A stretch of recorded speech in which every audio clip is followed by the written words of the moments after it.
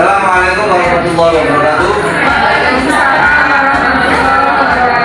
Bapak Ibu Guru, terima kasih atas waktunya karena diberikan kesempatan untuk memberikan sosialisasi sebagai calon bendera Angkatan 6 Kabupaten Gresik. Materi yang akan saya sosialisasikan adalah tentang budaya positif. Budaya positif. Nah, mungkin Bapak Ibu Guru ada yang bertanya-tanya apa itu budaya positif, karena ini sebenarnya adalah roh dari sebuah pendidikan berdasarkan dari konsep pemikiran Ki Hajar Dewantoro. Saya akan hanya memberikan sekilas apa itu budaya positif, dari kata budaya yang artinya adalah sebuah pembiasaan positif yang berdasarkan dari nilai-nilai luhur di norma-norma kehidupan berbangsa kita. Dari konsep budaya positif ini ada beberapa hal yang perlu diperhatikan. Sebelumnya saya akan menjelaskan tentang konsep dari Ki Hajar Dewantoro itu sendiri. Jadi seperti ini, anak-anak hidup dan tumbuh sesuai kodratnya sendiri. Dan pendidik atau guru itu hanya merawat dan menuntun. Kalau istilahnya Ki Hajar Dewantoro itu menebalkan kodrat alam yang sudah dimiliki oleh anak dari sejak lahir. Jadi sebenarnya dari konsep merdeka mengajar dan belajar, tugas kita itu menjadi lebih ringan sebenarnya lebih ringan kalau dilihat dari konsep. Dan konsep berikutnya adalah ini. Dari konsep disiplin adalah memaksakan diri sendiri, mewajibkan diri sendiri untuk menghormati dari nilai-nilai budaya yang sudah ada. Jadi ini konsepnya memerdekakan diri, di mana kemerdekaan itu adalah sesuatu yang disiplin. Jadi kemerdekaan itu sendiri adalah disiplin, dan disiplin itu sendiri adalah mewajibkan dengan sekeras-kerasnya diri kita sendiri. Jadi sebenarnya disiplin itu dari dalam diri, bukan dipaksakan. Nah, ini saya nggak usah, saya aja konsep. Nah, ini adalah sebelum kita ke teori kontrol, nggak tahu ini cukup atau tidak. Saya sebenarnya mau mencoba mempraktekkan antara Bapak Ibu Guru dengan dua orang. Ilustrasinya adalah ketika Bapak Ibu Guru menggenggam sesuatu yang berharga. Ketika Bapak Ibu Guru dipaksakan untuk membuka genggaman itu, menyerahkan barang berharga yang Ibu genggam, kira-kira Bapak Ibu Guru mau menyerahkan atau tidak? Ya, tidak semudah itu. Oke, sebenarnya ada. Jadi dalam teori genggaman ini, sebenarnya yang menjadi pengontrol itu siapa? Dari teori kontrol di sini, apakah yang memegang sesuatu yang kuat itu atau yang memaksa untuk membuka genggaman yang itu konsep yang sudah Bapak Ibu pahami. Sebenarnya di kelas itu sebenarnya kita juga menghadapi seperti ini.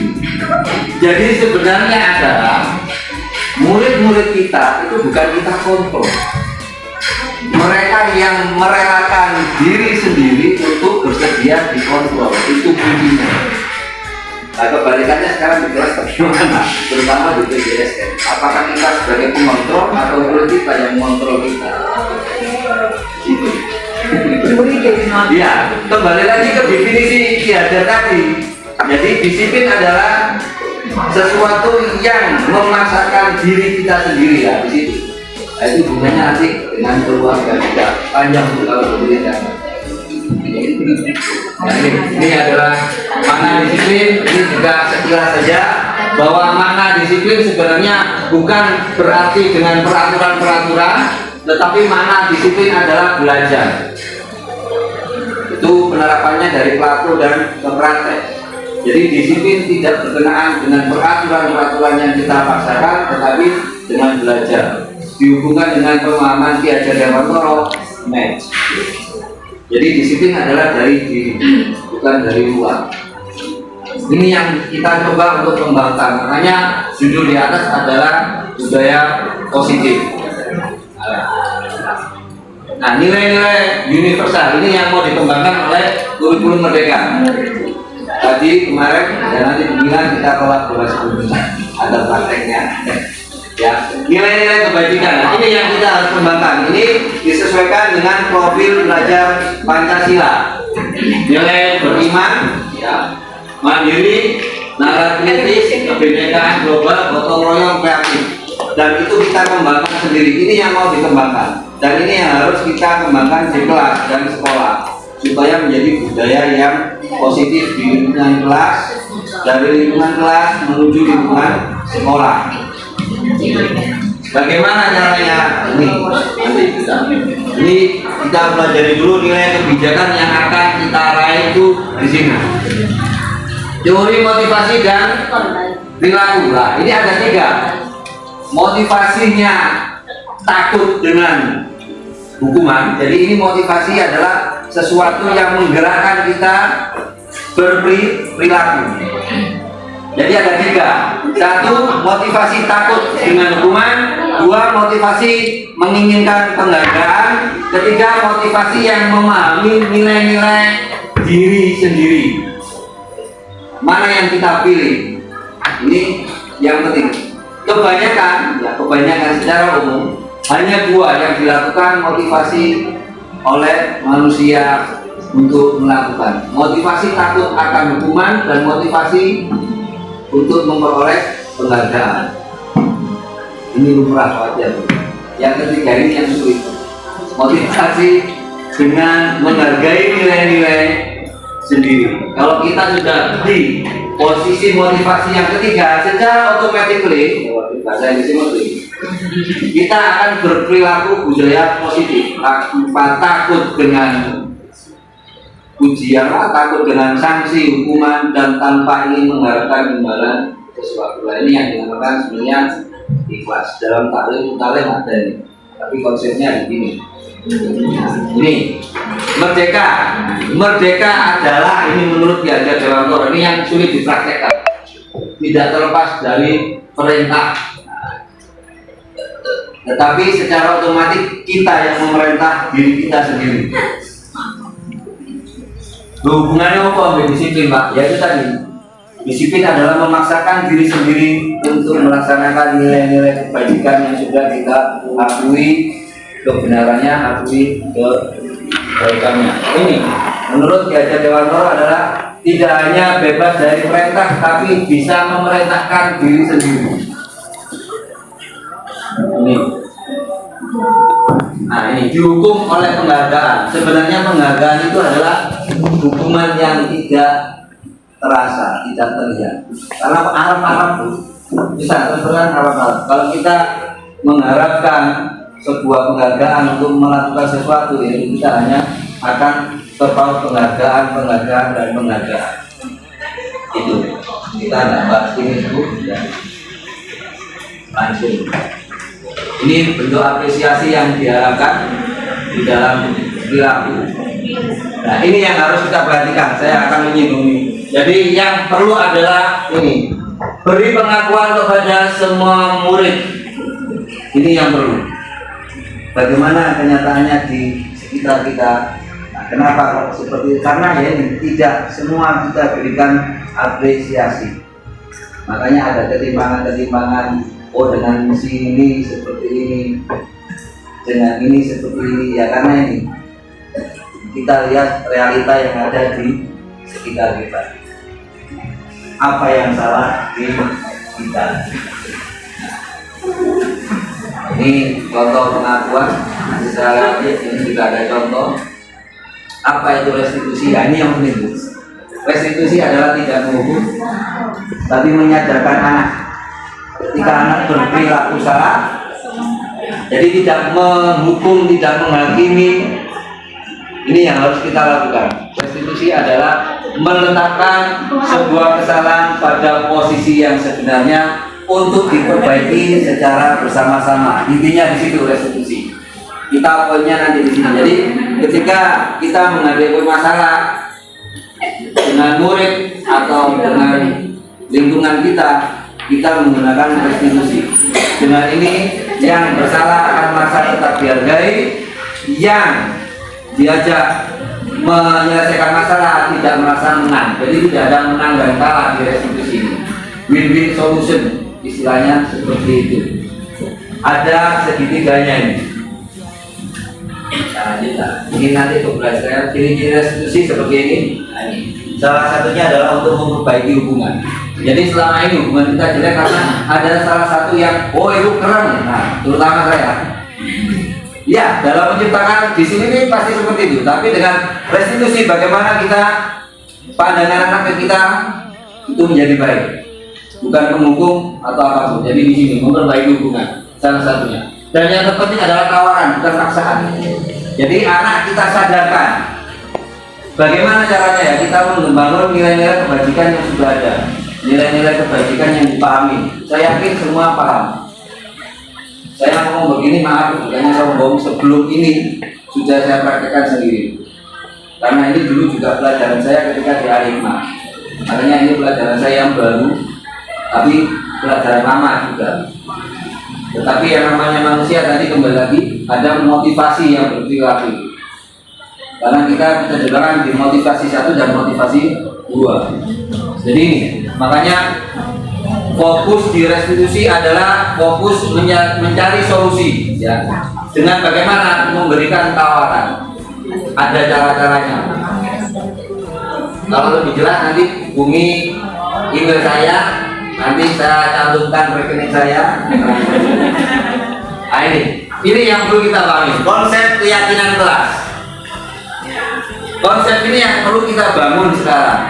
Jadi sebelum ngajar, kalau dulu saya pernah praktek ini sebelum menerima ini. Jadi dulu awal-awal diapresiasi atau persepsi itu kita disarankan, dianjurkan untuk membuat kesepakatan kelas. Bapak Ibu guru mungkin masih ingat. Nah ini kesepakatan kelas itu diambil dari nilai-nilai kelas ini, keyakinan kelas ini. Apa saja keyakinan kelas yang kita bangun ya berdasarkan nilai-nilai tadi, nilai-nilai kebajikan. Kita serahkan ke anak-anak apa yang ingin dibangun di kelas itu, kebajikan apa yang ingin dibangun di kelas itu. Jadi ketika anak melakukan sesuatu yang keluar dari nilai-nilai kebajikan, contohnya tidak mengerjakan tugas, ya kita dudukkan, kita kembali ajak ngobrol keyakinan apa yang sudah kita sepakati. Jadi bagaimana penyelesaiannya? Ya kita tawarkan sebaiknya bagaimana. Itu salah satunya seperti sebaiknya bagaimana memperbaiki. Contoh kasus kemarin yang terserang yang kemarin di kelas 12 TKP, saya melakukan itu karena memang juga kebetulan ada tugas. Dan itu pun juga dengan puisi dulu pernah puisi ya. Sebelum ada itu sering saya dulu seperti ini. Jadi mendudukkan anak, kita dudukkan, kita beri tawaran bagaimana sebaiknya itu akan menjadi lebih baik. Ini keyakinan kelas. Nah, di sini mengapa kok tidak peraturan saja beda? Nanti saya akan tanya bedanya apa sih hukuman, konsekuensi dan restitusi. Bedanya apa sih hukuman, konsekuensi sama restitusi? Ini cara-cara untuk membuangkan. Nah, ini Bu, intinya di sini. Peraturan kelas itu tetap menjadi intinya. Tetapi kalau kita mengedepankan peraturan, anak akan menjadi takut. Contoh saja helm. Kita sering kenapa sih mengabaikan helm? Karena tidak ada pak polisi. Gitu. Tetapi kalau kita sudah bangun keyakinan kelas, maka lingkungan itu akan mendukung dan peraturan itu dengan sendirinya akan terjaga. Jadi anak-anak akan mematuhi peraturan tanpa ada paksaan. Karena kita kembalikan, kita tumbuhkan keyakinan mereka tentang nilai-nilai yang diyakini tadi. Ketika itu sudah terbentuk, maka lingkungan positif pun akan terbentuk. Kalau lingkungan positif terbentuk, maka budaya positif akan terbentuk. Nah ini perbedaannya antara kesepakatan kelas dengan peraturan di sini. Ini contohnya. Kalau ini keyakinan, kalau itu peraturan. Jadi menjaga kebersihan sekolah, peraturan. Tapi kalau kita ngomongnya seperti ini, nah, saling menyayangi, saling memberi semangat, peduli dengan teman, beda. Ini yang harus kita tanamkan mulai dari saat ini. Nah, ini nanti bagaimana caranya? Ini akan ada dampak seperti ini. Misalnya hormat, kami meyakini bahwa sangat penting. Nah, ini nanti terdengarnya seperti apa? Ini salah satu nilai-nilai kebajikan, hormat atau menghormati, saling menghormati. Di tabel ini ada mendengar, melihat, berperilaku seperti apa. Ini sebagai ukuran. Mendengar, misalnya, terdengarnya seperti apa menghormati. Ketika guru masuk, saya akan memberi salam, saya akan memperhatikan pelajarannya. Itu terdengarnya. Terlihatnya seperti apa? Anak terlihat berperilaku sopan santun terhadap guru yang ada di kelas. Itu contohnya. Perilakunya, perilaku anak akan anda pasor, berusaha untuk membukakan pintu ketika guru masuk, seperti itu. Jadi ini cara kita menerapkan dengan tabel C dan D sama. Nah, ini peraturan, perbedaan peraturan dan keyakinan salah satunya. Selalu mengembalikan guru ke tempatnya, ini aturan. Keyakinannya adalah tanggung jawab. Seperti itu. Konsep yang lainnya adalah ini. Kebutuhan dasar ini yang penting, Bu. Ada kebutuhan dasar manusia 5. 1 kebebasan, ini dicintai, kesenangan, penguasaan, terus apa lagi? Satunya lagi lupa. Jadi ada 5. Jadi kebebasan, bertahan hidup, kasih sayang, penguasaan, kebebasan. Ini kebutuhan dasar. Anak melakukan sesuatu yang aneh dalam tanda kutip itu karena 5 kebutuhan dasarnya tidak terpenuhi secara utuh. Kadang juga anak ingin kesayangan atau kesenangan, anak ingin dicintai. Salah satu contoh adalah ketika kita menghadapi anak yang tidur di dalam kelas atau anak yang tidak memakai seragam. Sebenarnya apa sih? Nah, itu harus kita kembalikan ke restitusi tadi. Lupa enak sampai ngomong, apakah wis tahu dilakoni? Kalau sudah pernah menjalankan, apalagi saya dapat materi. Anak TPSM kemarin yang Niko itu saya buat praktek kemarin. Saya video, saya upload. Kan sering pakai sandal. Saya dudukkan akhirnya ya nggak bisa berkata apa-apa. Iya Pak, saya salah. Nah, jadi kebutuhannya apa mereka? Kadang-kadang mereka hanya kebutuhan untuk senang. Kadang-kadang ingin dicintai atau diperhatikan. Rata-rata yang ada di kelas kita itu ingin kasih sayang. Mungkin di rumahnya tidak. Yang lebih bahaya sebenarnya kalau kebutuhan kebebasan itu. Ini sulit sekali. Kalau sudah nilai kebutuhan kebebasannya tidak terpenuhi ya. Lanjut ya. Nah, ini adalah contoh itu. Yang terakhir adalah 5 posisi kontrol yang harus kita miliki. Ada 5 posisi kontrol: penghukum, pemantau, teman, manajer, sama satunya lagi badan. Misi.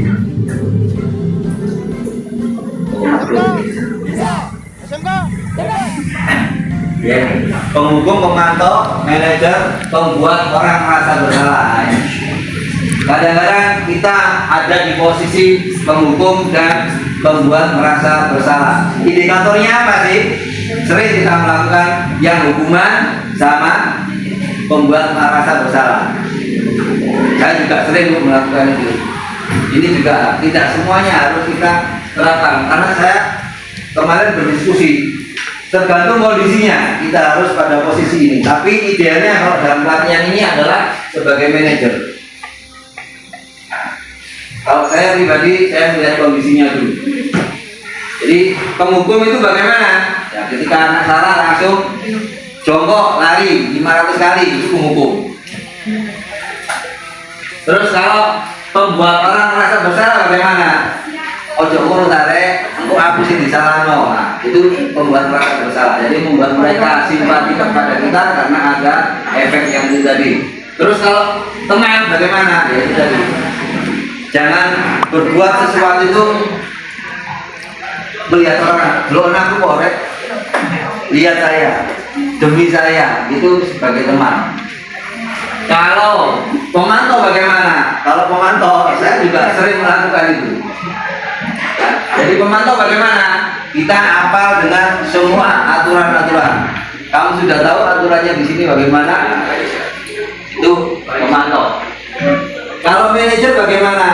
Kalau manajer adalah itu tadi, menunjukkan permasalahannya, kita tanya keyakinannya bagaimana, solusinya bagaimana. Itu sebagai manajer. Kita semua sudah pernah melakukan itu. Ini hanya teorinya saja.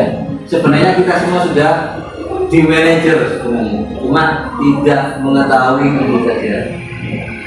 Nah, iya. Jadi sekarang itu bergerak, tidak dari yang menghukum atau apa saja. Kita sekarang diarahkan ke nilai-nilai manajer yang memperbaiki. Jadi tidak memaksa. Kembali lagi ke konsep Piagam Dewan Pro adalah merdeka adalah tidak hanya memerintah, tapi bisa memerintah diri sendiri. Maksudnya tujuannya adalah jadi menimbulkan nilai dari dalam diri anak untuk sadar akan perilakunya, bukan dengan paksaan. Nah, ini konsep segitiga restitusi. Jadi bagaimana caranya kita memposisikan diri sebagai manajer, ini ada caranya. Satu adalah dengan menstabilkan identitas.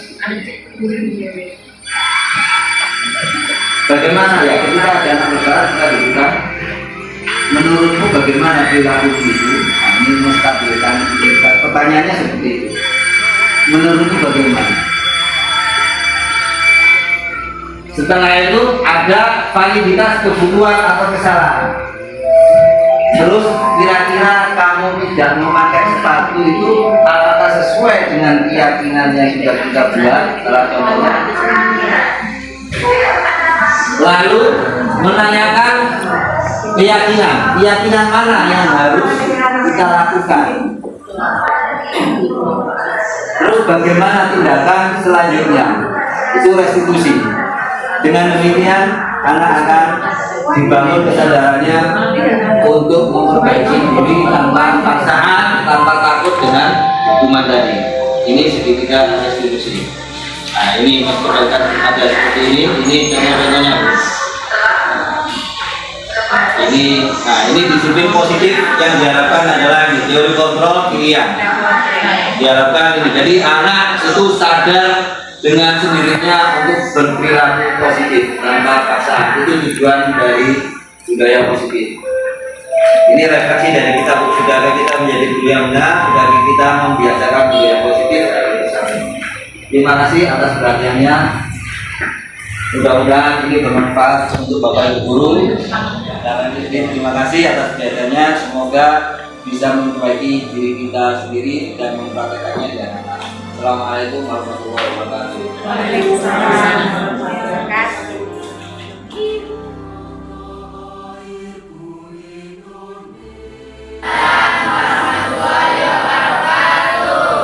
Hari ini saya sebelum mengajar akan merencanakan untuk menerapkan budaya positif. Apa itu budaya positif? Jadi kebiasaan-kebiasaan yang berdasarkan nilai-nilai luhur, norma, adat istiadat, aturan-aturan. Jadi sebelumnya kita akan membuat sebuah keyakinan kelas dan kesepakatan kelas.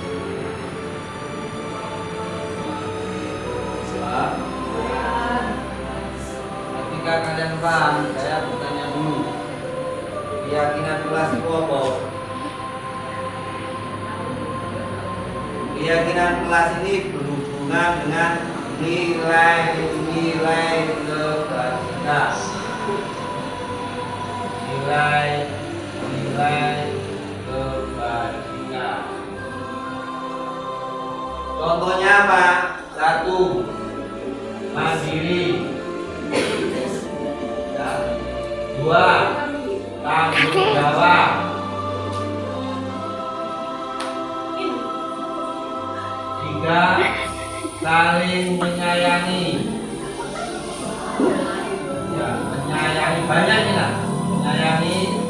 Empat, saling menghormati.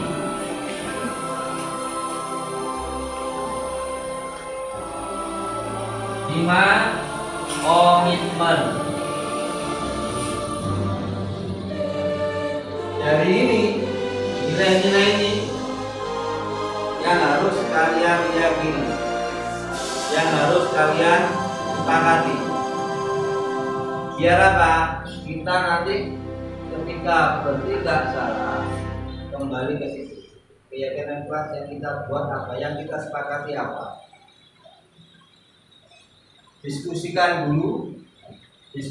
dulu dengan teman kalian, apakah semuanya ini akan kalian buat dalam keyakinan kelas ini, atau kalian hanya mengambil beberapa saja. Paham ya saya? Oke, silakan kalian diskusikan dulu mana keyakinan ini atau nilai-nilai ini yang kalian ambil. Kalau kalian mau mengambil semuanya, alhamdulillah. Tapi kalau kalian mau mengambil sebagian, terserah kalian. Silakan diskusikan. Saya apakah dibentuk kelompok? Nah, oke, kalian diskusikan dulu mana yang akan kalian ambil sebagai keyakinan kelas dan nanti kita sepakati. Paham ya? Oke, silakan diskusikan. Ayo, diskusikan. Makanya ketua kelasnya ada.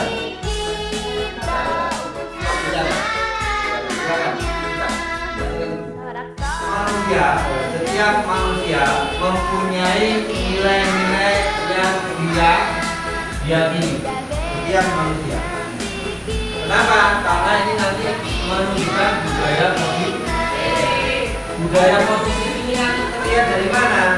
Terlihat dari perilaku.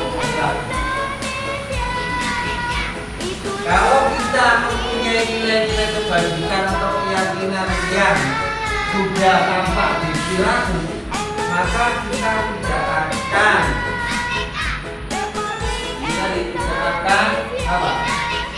Menghina, mengolok orang lain. Oleh karena itu apa? Karena kita punya ukuran. Ketika kalian di masyarakat, kalian sering mendengar kata-kata Anda sopan, kami segan. Berarti ketika kalian ingin diperlakukan baik oleh orang lain, maka kalian harus menjaga sikap terlebih dahulu. Saya sering ngomong gitu. Ketika kalian ingin disayangi, makanya di sini ada kata saling. Tidak hanya satu orang, tidak hanya dari satu pihak, dari dua pihak, makanya muncul saling. Contoh yang seperti tadi, yang kasusnya yang kita, ya, kita nih, Pak sering bully, ya kan? Itu kembali ketika kita menyalahkan orang lain, kita introspeksi dulu. Introspeksi diri kita dulu. Kenapa sih orang lain berbuat seperti itu?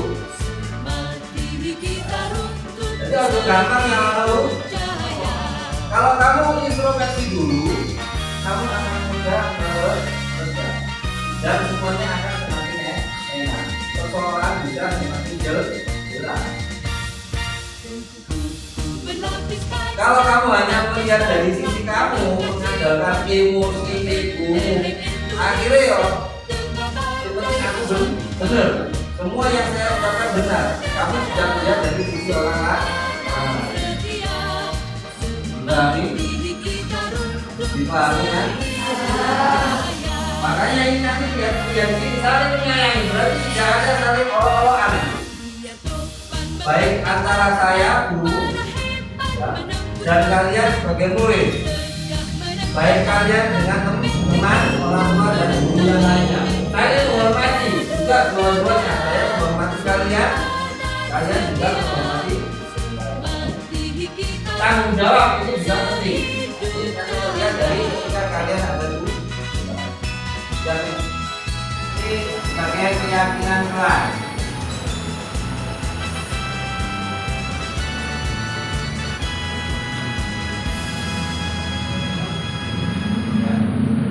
Ya, ini keyakinan dan kesepakatan kelas.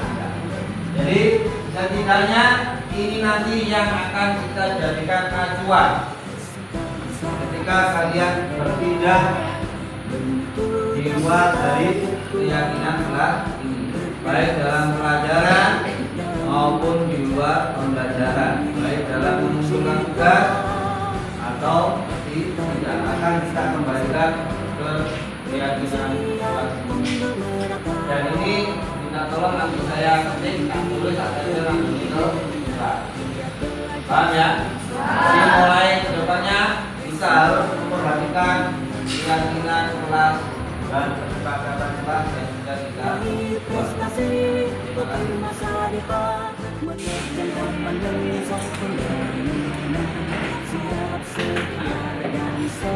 Saya ingin kalian membuat keyakinan kelas berdasarkan nilai-nilai kebajikan yang kalian pahami. Seperti apa nilai-nilai kebajikan itu? Baik. Apa nilai kebajikan itu? Apa? Menolong sesama, saling menolong. Saling menolong. Apa lagi? Apa lagi? Apa? Rukun. Rukun. Apa lagi? Gotong royong. Gotong royong, menghormati sesama. Toleransi. Menghormati sesama. Toleransi. Oke. Dari semua itu tolong kalian buat di selembar kertas atau di kertas yang kecil, kalian tulis kalian ini kelas ini menerapkan nilai kebajikan yang mana di kelas ini. Ya ditulis saja. Tulisan di selembar kertas atau kalian satu lembar dibagi 4. Satu lembar dibagi 4, kalian tulis nilai kebajikan yang ingin diterapkan di kelas ini apa. Ayo silakan. Saya beri waktu 5 menit untuk menuliskannya. Beri waktu 5 menit.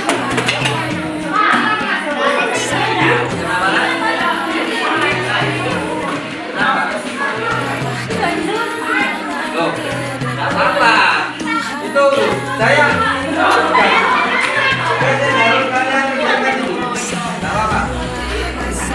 Ya, ayo. Tulis di selembar kertas. Satu lembar di depan kalian tulis nilai kebajikan yang ingin kalian terapkan di kelas ini. Ya, cukup.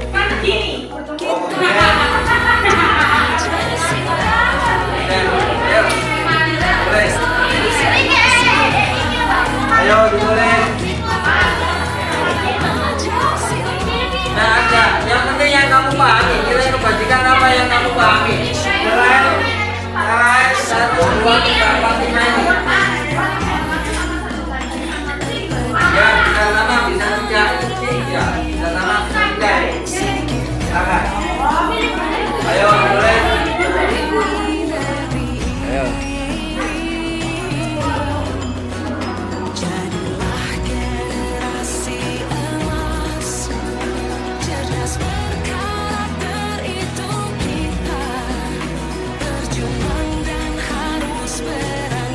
Dikumpulkan, ya dikumpulkan. Ya, ayo dikumpulkan.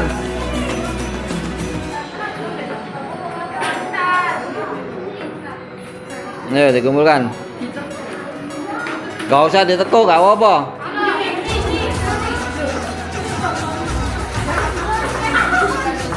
Ayo.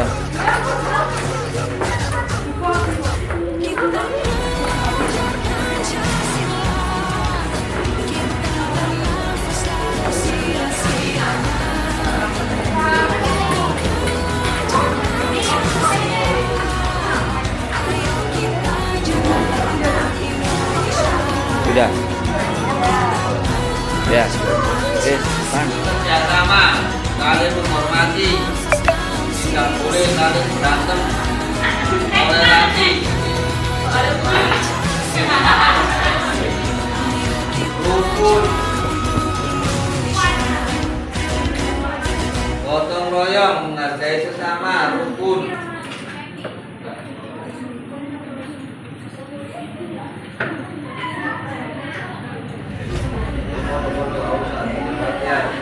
Menghormati sesama, saling menghargai pendapat satu sama lain, saling menolong, rukun, gotong royong, menghormati sesama, toleransi, bersama.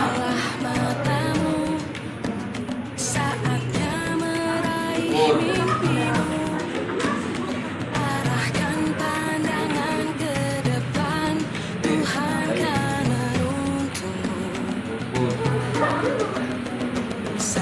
Berarti intinya di rukun, gotong royong, menghargai, ya, menghormati, ya itu aja. Banyak. Oke, baik. Lagi ngelakoi itu bingung. Ya, oke, sudah.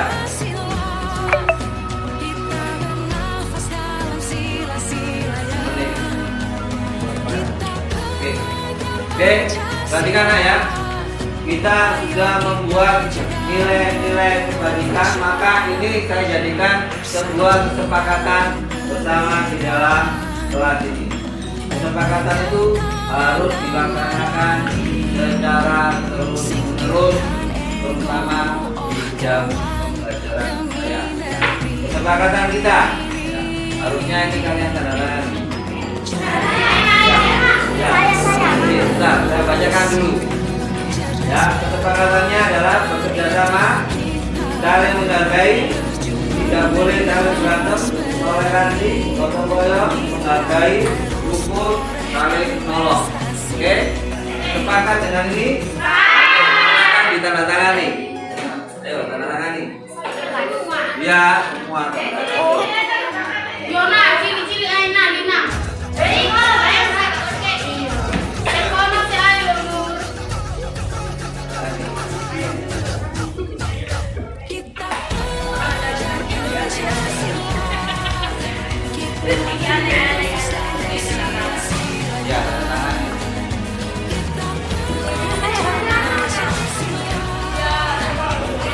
Ya, terutama pembelajarannya ya, tidak boleh melanggar itu loh ya, bukan melanggar, sebenarnya tidak boleh ya, ya harus mempraktikkan apa yang dilakukan sekarang ini.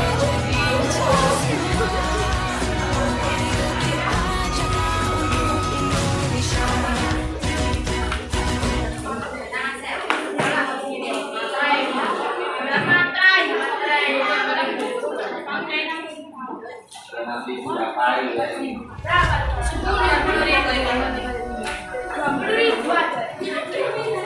Ayo, tangan.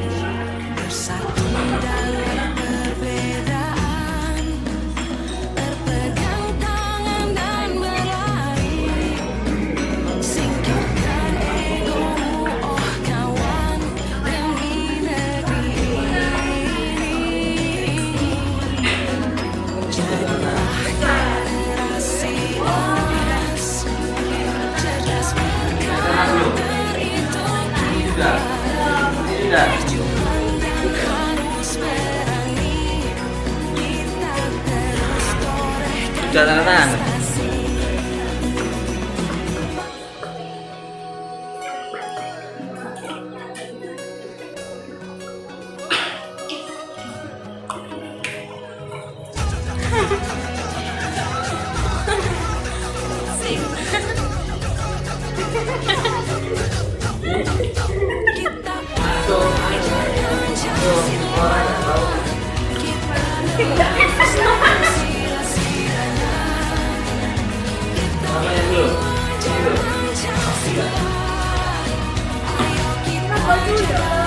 Karena sekretaris-kelasnya ditambahi kesepakatan nilai-nilai kebajikan setelah 12 AKL.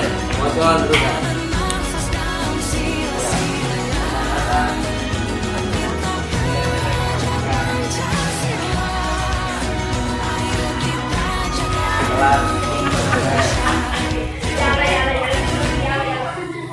Macam ni kena nanti nono. Benar tapi. Ajan ya. Pentingan minggu. Ajan. Ayo Tri. Baca, ayo Jana. Berdiri. Oh, ya. Di depan kelas boleh, di situ boleh. Ya. Depan.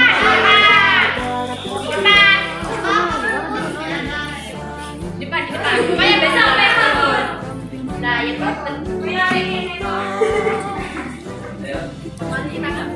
Kesepakatan nilai-nilai kebajikan tadi akan 1. Bersama, 2. Saling menghormati, 3. Tidak boleh saling berantem, 4. Toleransi, 5. Gotong royong, 6. Menghargai, 7. Rukun, 8. Saling menolong. Ya, terima kasih tepuk tangan semuanya.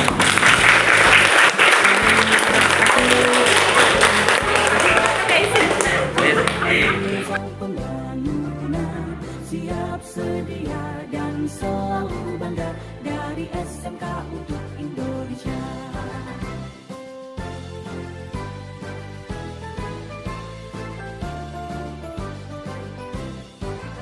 SMK bisa, SMK hebat. Oh, masalahnya ya kan? Sekarang dia sama-sama enak. Caranya bagaimana? Menyelesaikan. Ayo. Bagaimana menurut cara yang terbaik? Ayo. Cara yang terbaik bagaimana?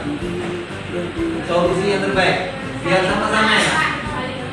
Saling memaafkan. Bagaimana caranya? Menghargai terus bagaimana caranya? Meminta maaf. Meminta maaf. Saling menyadari kesalahan masing-masing. Itu yang diperlukan. Jadi saya harap nanti kalian ke Bu Ririnya kita loh Pak, misalnya Bu Ririnya nggak mau minta maaf bagaimana?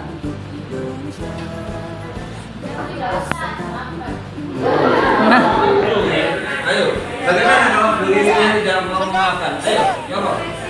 Bagaimana? dipaksa. Dipaksa. Terus apa lagi? Dirayu. Terus? Biarkan Pak. Terus? Dibiarkan. Oke. Jadi yang terpenting bagaimana kalian harus kalian harus nah, yang kalian lakukan itu apa? Yang pertama, minta maaf, udah. Intinya di situ. Kalian meminta maaf itu lebih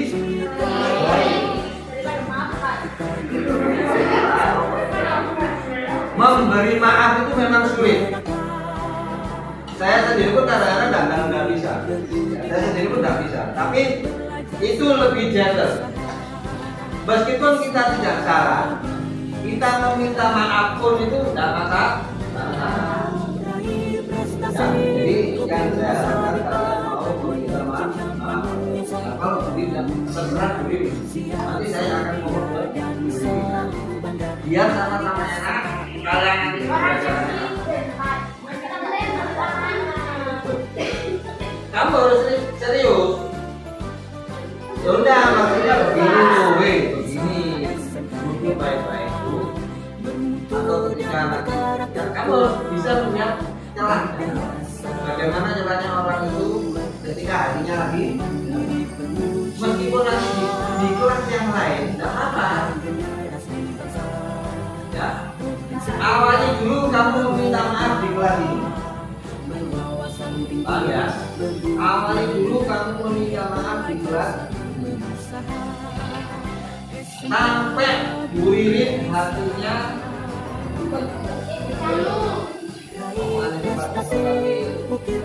ya kaya sekali kamu